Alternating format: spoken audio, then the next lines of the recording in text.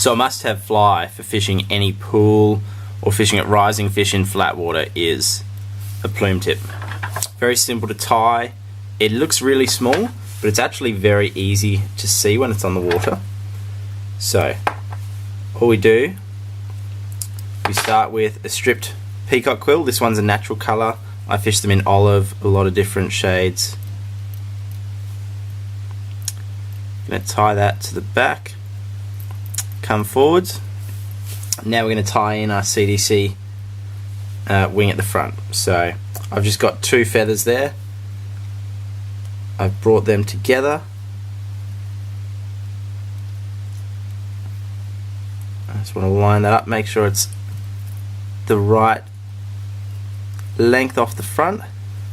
And I think I'm happy with that. You can leave it long and you can see it a little bit better, or you can make it shorter and a little bit subtler if you like.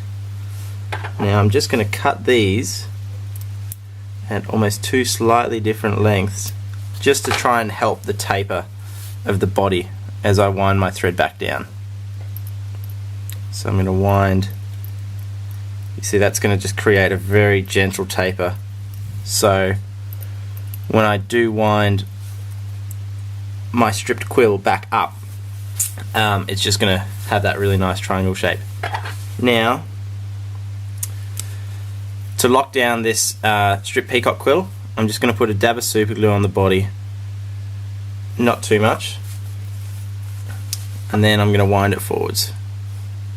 Doesn't matter which way you wind it, totally up to you.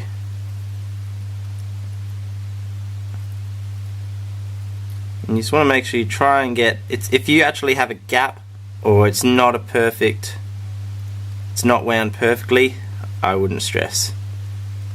The fly is very small and it's more about the presentation.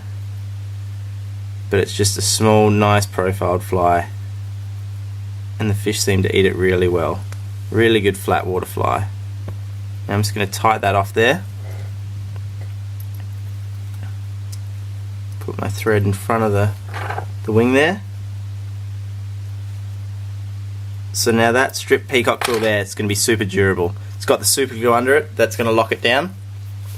Now just to finish the thorax, or the collar, whatever you want to call it, I'm just going to put the tiniest amount of hairs here.